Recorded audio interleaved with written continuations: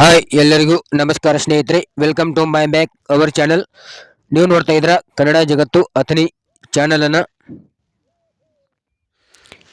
ಇವತ್ತಿನ ವಿಷಯ ಏನಪ್ಪಾ ಅಂತಂದ್ರೆ, ಹೊಸ BPL ರೇಷನ್ ಕಾರ್ಡ್ಗೆ ಅರ್ಜಿಗಳನ್ನ ಆಹ್ವಾನಿಸಲಾಗಿದ್ದು, ಇಂದಿನಿಂದ ಹೊಸ ರೇಷನ್ ಕಾರ್ಡ್ಗೆ ಅರ್ಜಿಯನ್ನು ಸಲ್ಲಿಸಬಹುದಾಗಿದೆ.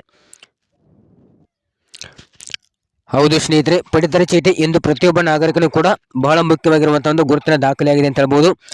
ಅದರಲ್ಲೂ ಬಡತನ ರೇಖೆಗಳಿಗಿಂತ ಕೆಳಗಿರುವಂಥವ್ರು ಏನಪ್ಪಾ ಅಂತಂದ್ರೆ ಈ ಕಾರ್ಡ್ ಬಳಸಿಕೊಂಡು ಸರ್ಕಾರದ ಯೋಜನೆಗಳ ಏನಪ್ಪಾ ಅಂತ ಪ್ರಯೋಜನವನ್ನು ಕೂಡ ಪಡೆದುಕೊಳ್ಳುವುದು ಮಾತ್ರವಲ್ಲದೆ ಉಚಿತವಾಗಿ ಪಡಿತರ ವಸ್ತುಗಳನ್ನು ಕೂಡ ಪಡೆಯುವುದು ಅಷ್ಟೇ ಮುಖ್ಯವಾಗಿದೆ. ಹೌದು ಸ್ನೇಹಿತರೆ, ಇತ್ತೀಚಿನ ದಿನಗಳಲ್ಲಿ ರಾಜ್ಯ ಸರ್ಕಾರ ಹೊರಡಿಸಿರುವಂತಹ ಗ್ಯಾರಂಟಿ ಯೋಜನೆಗಳಿಗೆ BPL ಕಾರ್ಡ್ ಹೊಂದಿರುವುದು ಮುಖ್ಯವಾಗಿದೆ. ಇವಾಗ ಹೊಸ ರೇಷನ್ ಕಾರ್ಡ್ಗೆ ಅರ್ಜಿಗಳನ್ನ ಸಲ್ಲಿಸೋಕೆ ಏನೆಲ್ಲ ದಾಖಲಾತಿಗಳು ಬೇಕು ಮತ್ತು ಅರ್ಹತೆಗಳನ್ನ ಏನೆಲ್ಲ ಪಡೆದುಕೊಂಡಿರಬೇಕು ಅಂತ ಈ ವಿಡಿಯೋದಲ್ಲಿ ನೋಡ್ತಾ ಹೋಗೋಣ. ಅದಕ್ಕೂ ಮೊದಲು ನೀವೇನಾದ್ರೂ ನಮ್ಮ ಚಾನಲ್ ಅನ್ನ ಮೊದಲ ಬಾರಿಗೆ ನೋಡ್ತಾ ಇದ್ರೆ ಈ ಕೂಡಲೇ ಸಬ್ಸ್ಕ್ರೈಬ್ ಮಾಡ್ಕೊಳ್ಳಿ ಅಂತ ಹೇಳ್ತಾ ಬನ್ನಿ ನೋಡ್ತಾ ಹೋಗೋಣ. ಓಕೆ, ನೋಡಬಹುದು ಸ್ನೇಹಿತರೆ, ಇಲ್ಲಿ ಅರ್ಜಿ ಸಲ್ಲಿಕೆಗೆ ನಿಮಗೆ ಎಷ್ಟಪ್ಪ ಅಂತಂದರೆ ಬೆಳಿಗ್ಗೆ 11ರಿಂದ 12 ಗಂಟೆವರೆಗೆ ಅವಕಾಶವಿದೆ ಮತ್ತು ಮಧ್ಯಾಹ್ನ 2ರಿಂದ 3 ಗಂಟೆವರೆಗೆ ಸರ್ವರ್ ಲಭ್ಯವಿರುತ್ತದೆ. ನೀವು ಹೊಸ ರೇಷನ್ ಕಾರ್ಡ್ಗೆ ಅರ್ಜಿಯನ್ನು ಸಲ್ಲಿಸಬಹುದಾಗಿದೆ. ಇಲ್ಲಿ ನೋಡಬಹುದು, ಬೆಳಿಗ್ಗೆ 11ರಿಂದ 12 ಗಂಟೆ ಅಂದರೆ 1 ಗಂಟೆಗಳ ಕಾಲ ಮತ್ತು ಮಧ್ಯಾಹ್ನ 2ರಿಂದ 3 ಗಂಟೆ ಅಂದರೆ 1 ಗಂಟೆಗಳ ಕಾಲ, ಒಟ್ಟು 2 ಗಂಟೆಗಳ ಕಾಲ ನಿಮಗೆ ಹೊಸ ಅರ್ಜಿ ಸಲ್ಲಿಸೋಕೆ ಅವಕಾಶವಿರುತ್ತದೆ. ಇನ್ನು ನಿಮ್ಮದು ಹಳೆಯ ರೇಷನ್ ಕಾರ್ಡ್ನಲ್ಲಿ ನಿಮ್ಮ ಒಂದು ಹೆಸರು ಇರಬಾರ್ದು ಅಂತ ಹೇಳಿದ್ದಾರೆ. ಇನ್ನು ಅರ್ಜಿ ಸಲ್ಲಿಕೆಗೆ ಬೇಕಾಗುವಂಥ ಮುಖ್ಯವಾದ ದಾಖಲಾತಿಗಳು ನೋಡೋದಾದರೆ,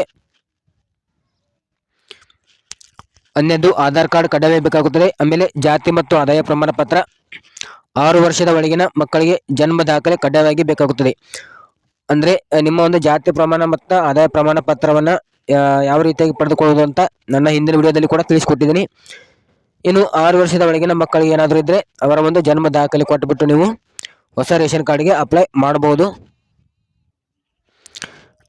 ನೀವು ಅರ್ಜಿ ಸಲ್ಲಿಸುವ ಅಂತ ಬೇಕಾಗುವಂಥ ಸ್ಥಳಗಳು ನೋಡೋದಾದರೆ, ಗ್ರಾಮವಾಣಿ ಕೇಂದ್ರ ಆಗಿರ್ಬೋದು ಅಥವಾ ಕರ್ನಾಟಕವಾಣಿ ಕೇಂದ್ರ ಆಗಿರ್ಬೋದು ಮತ್ತು ಬೆಂಗಳೂರು ವಾಣಿ ಕೇಂದ್ರ, ಆಮೇಲೆ ಬಾಪೂಜಿ ಸೇವಾ ಕೇಂದ್ರ, ಈ 4 ಕೇಂದ್ರಗಳಲ್ಲಿ ನೀವು ಅರ್ಜಿಯನ್ನು ಯಾವುದಾದ್ರೂ ಒಂದು ಕೇಂದ್ರದಲ್ಲಿ ಅರ್ಜಿಯನ್ನು ಸಲ್ಲಿಸಬಹುದಾಗಿದೆ. ಒಂದು ವೇಳೆ ಇಲ್ಲಿ ಆಗಲಿಲ್ಲ ಅಂದರೆ ನೀವು ನಿಮ್ಮ ಒಂದು ಫುಡ್ ಆಫೀಸರ್ ಡಿಪಾರ್ಟ್ಮೆಂಟ್ಗೆ ಹೋಗಿಬಿಟ್ಟು ಅಲ್ಲಿ ಕೂಡ ನೀವು ಹೊಸ ರೇಷನ್ ಕಾರ್ಡ್ಗೆ ಅರ್ಜಿಯನ್ನು ಕೂಡ ಸಲ್ಲಿಸಬಹುದಾಗಿದೆ. ನಿಮಗೆ ಇದರ ಬಗ್ಗೆ ಒಂದು ಹೆಚ್ಚಿನ ಮಾಹಿತಿಗಾಗಿ ಏನಪ್ಪಾ ಅಂತಂದರೆ ನೀವು ಆಹಾರ ಇಲಾಖೆಯ ಒಂದು ವೆಬ್ಸೈಟ್ಗೆ ಹೋಗಿಬಿಟ್ಟು ಹೊಸ ರೇಷನ್ ಕಾರ್ಡ್ ಬಗ್ಗೆ ಅರ್ಜಿ ಸ್ವೀಕಾರ ಕುರಿತು ಮಾಹಿತಿಯನ್ನು ತಿಳ್ಕೊಬಹುದು. ಇಲ್ಲಿ ನೋಡ್ಬೋದು, ಆಹಾರ ಕರ್ ನಿಕ್-ಇನ್ ಅಂತೇಳಿ ಒಂದು ವೆಬ್ಸೈಟ್ ಇದೆ ಅವ್ರದ್ದು. ಆ ವೆಬ್ಸೈಟ್ಗೆ ನೀವು ವಿಸಿಟ್ ಮಾಡ್ಬೋದು, ಮಾಡಿ ಅಪ್ಲೈ ಮಾಡ್ಬೋದು. ಮತ್ತು ನಿಮ್ಮ ಒಂದು ಈಗಾಗಲೇ ರೇಷನ್ ಕಾರ್ಡ್ ಇದ್ದು ರೇಷನ್ ಕಾರ್ಡಲ್ಲಿ ಹೊಸ ಸದಸ್ಯರವನ್ನು ಸೇರ್ಪಡೆ ಕೂಡ ಮಾಡ್ಬೋದಾಗಿದೆ, ಅದಕ್ಕೂ ಕೂಡ ಅವಕಾಶ ಇದೆ.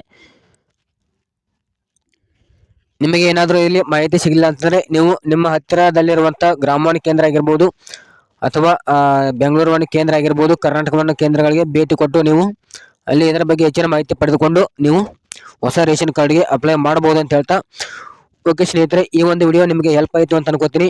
ಈ ಒಂದು ವಿಡಿಯೋ ನಿಮಗೆ ಹೆಲ್ಪ್ ಆದರೆ ಹಾಗೆ ಒಂದು ಲೈಕ್ ಮಾಡಿ, ಹಾಗೆ ಕಮೆಂಟ್ ಮಾಡಿ, ಹಾಗೂ ಇನ್ನು ಈ ಥರ ನಿಮ್ಮದೇ ಸ್ನೇಹಿತರಿಗೆ ಈ ಒಂದು ವಿಡಿಯೋನ ಶೇರ್ ಮಾಡಿ ಅಂತ ಹೇಳ್ತಾ ಈ ಒಂದು ವಿಡಿಯೋ